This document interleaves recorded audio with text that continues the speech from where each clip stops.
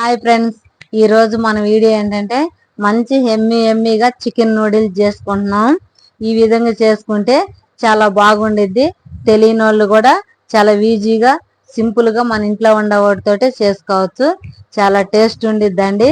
ఇప్పుడు మనము బయట నుంచి తెచ్చుకున్న నూడిల్స్ ఎలా ఉండిద్దో అంత బాగుంటుంది. ఈ విధంగా మీరు కూడా ఒకసారి ట్రై చేయండి. మన వీడియో ఎవరైనా చూస్తుంటే లైక్ చేయండి, షేర్ చేయండి, సబ్స్క్రైబ్ చేసుకోండి. ఇప్పుడు మనం వీడియోలోకి వెళ్ళిపోదాం. ఇప్పుడు మనం ఎలా చేసుకోవాలో చూపిస్తా రండి. ఇక్కడ నేను 1/2 కిలో చికెన్ తీసుకున్నాను. చికెన్ తీసుకొని శుభ్రంగా నీట్గా ఉప్పు పసుపు వేసి కడిగి తీసుకొచ్చాను. ఇక్కడ 1 టీ స్పూను అల్లం పేస్ట్ వేసాను, 1 టీ స్పూను ఉప్పు వేసాను, కారం 1 టీ స్పూన్ వేసాను, ఇవి 1 1/2 టీ స్పూన్ పసుపు వేసాను. ఇవన్నీ వేసుకొని మంచిగా కలుపుకోవాలి. ముందు ఇదంతా కలుపుకొని తర్వాత ఇక్కడ ఒక గుడ్డు కొట్టేసాను. గుడ్డు కొట్టేసి గుడ్డు కూడా మంచిగా కలుపుకోవాలి. చికెన్కి పట్టిన దాకా కలపాలి. ఈ విధంగా కలుపుకున్నాక కొంచెం ఫుడ్ కలర్ వేసాను, 1 టీ స్పూను ఆయిల్ వేసాను, 1 టీ స్పూను మన మొక్కజొన్న పిండి వేసాను. వేసి మంచిగా ఇదంతా కలుపుకోవాలి. ఈ విధంగా ముక్కలు పట్టిన దాకా మొత్తం కలుపుకోవాలి. కలుపుకొని ఇది పక్కన పెట్టేసుకోవాలి. ఇప్పుడు మనం నూడిల్స్కి ఒక గిన్నె పెట్టుకొని ఒక 2 లీటర్లు నీళ్ళు పోసుకోవాలి. నీళ్ళు పోసుకొని 1 టీ స్పూన్ ఆయిల్ వేసుకోవాలి, 1 టీ స్పూన్ ఉప్పు వేసుకోవాలి. నీళ్ళు మంచిగా మూత పెట్టుకొని మరిగించుకోవాలి. ఇక్కడ నేను 4 తీసుకున్నాను. నీళ్ళు మరిగినాక మనము ఈ నూడిల్స్ నీళ్ళు వేసుకొని ఉడికించుకోవాలన్నమాట. చాలా బాగుంటుంది.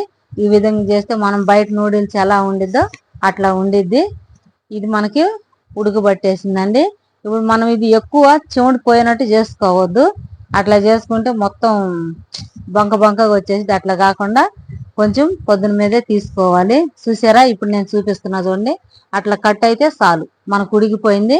ఇప్పుడు మనం ఇది ఒక గిన్నెలోకి జల్లెల గిన్నెలోకి తీసుకుందాం. ఇట్లాగా చిల్లుల గిన్నె తీసుకోవాలి. దాంట్లోకి తీసుకొని మొత్తం వడకట్టుకోవాలి. చల్ల వాటర్ పోసుకోవాలి దీంట్లో, ఎందుకంటే దాంట్లో ఉన్న జిగురంతా పోతుంది. నీళ్ళు పోసేసుకోవాలి. చల్లటి నీళ్ళు పోసుకొని వడకట్టుకోవాలి. మంచిగా ఇట్లాగా వడకట్టుకొని దాన్ని మంచిగా కలుపుకోవాలి. ఆయిల్ వేయాలి. ఆయిల్ వేస్తే మనకి ఒకదానికొకటి అతుక్కోకుండా ఉంటుంది. ఇప్పుడు మనం ఈ విధంగా చేసుకొని దీన్ని పక్కన పెట్టేసుకొని మనం బాండీ పొయ్యి మీద పెట్టి ఆయిల్ పోసుకోవాలి. ఆయిల్ పోసుకొని ఆయిల్ మంచిగా వేడెక్కినాక మనం ముందుగా కలిపి పెట్టుకున్న చికెన్ ఉన్నది కదా, దాన్ని మంచిగా ఫ్రై చేసుకోవాలి. లో టు మీడియంలో పెట్టేసుకొని మంచిగా ఫ్రై చేసుకోవాలి. ఈ విధంగా వేసుకోవాలి. ఇట్లాగా ఎన్ని ఆయిల్ అయితే అన్ని ఆయిల్ వేసుకొని ఫ్రై చేసుకొని మాడకుండా తీసుకోవాలి. వెయ్యంగల్లోనే గెంటి పెట్టి కలపకూడదు. తర్వాత 1 నిమిషం అట్లా ఆగినాక కలిపితే అప్పుడు మనం ఏదైతే మసాలా కలిపామో అది ముక్కలకు అతుక్కొని ఉంటుంది, ఇడిపోకుండా ఉంటుంది. చాలా బాగా వచ్చిద్ది. ఇప్పుడు మనం ఇవన్నీ కలుపుకొని మనకి ఏగిపోయినాయి. ఇక్కడ మనం వీటిని కలుపుకొని తీసేసుకున్నాం. ఇక్కడ ఏగిపోయినాయి అండి.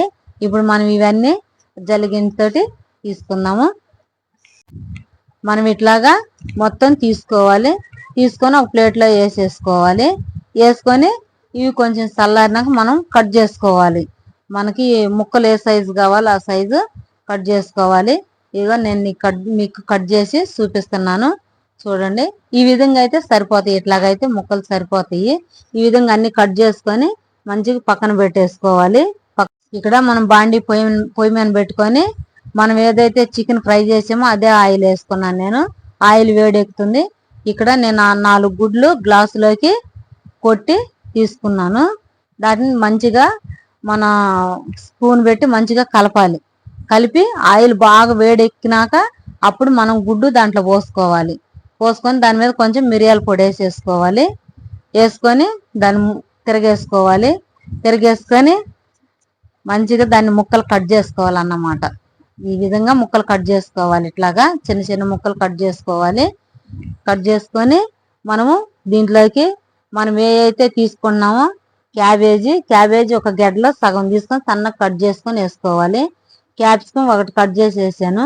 క్యారెట్ 1 కట్ చేసి వేసాను. ఇక్కడ ఉప్పు 1 టీ స్పూన్ వేసుకొని మంచిగా ఇదంతా కలుపుకోవాలి. అంటే బాగా యాగాల్సిన అవసరం లేదు, ఇవి కొంచెం బాయిల్ అయితే సరిపోతుంది.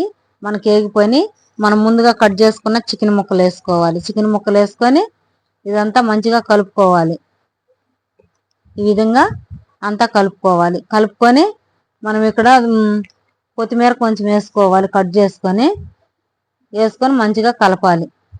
ఒక 1/2 టీ స్పూన్ అంతా టేస్టింగ్ సాల్ట్ వేసుకోవాలి. వేసుకుంటే నూడిల్స్లో చాలా బాగుండిద్ది. వేసుకొని ఇదంతా మంచిగా కలుపుకోవాలి. కలుపుకొని ఇక్కడ చూసారా మనకు నూడిల్స్ ఎంత పొడి పొడిలాడుతున్నదో. ఇప్పుడు మనము ఈ నూడిల్స్ తీసేసి చికెన్లో వేసేసుకోవాలి. వేసేసుకొని ఇదంతా మంచిగా కలుపుకోవాలి.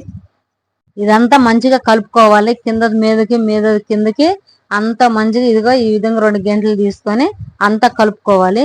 కలుపుకున్నాక దీంట్లో నూడిల్స్ మసాలా 2 ప్యాకెట్లు వేసుకున్నా, గరం మసాలా వేసుకోవాలి. తర్వాత మనం కారం ఒక 2 టీ స్పూన్లు కారం వేసుకోవాలి. ధనియాల పౌడర్ 1 టీ స్పూన్, ఉప్పు ఒక 1/2 టీ స్పూన్ వేసుకోవాలి. ఇవన్నీ వేసుకొని జీలకర్ర పౌడర్ ఒక 1/2 టీ స్పూన్ వేసుకోవాలి. ఈ పొడులన్నీ వేసుకున్నాక మంచిగా కలుపుకోవాలి. మంట మాత్రం హైలోనే ఉంచుకొని కలుపుకోవాలి. ఇదంతా కలుపుకున్నాక మనము నెక్స్ట్ సాసులు వేసుకోవాలి. ఇక్కడ రెడ్ చిల్లీ సాస్ వేసాను, సోయా సాసు, ఎన్నిగర 1 టీ స్పూన్. ఇప్పుడు మనం ఈ సాసులన్నీ వేసుకొని మంచిగా కలుపుకోవాలి.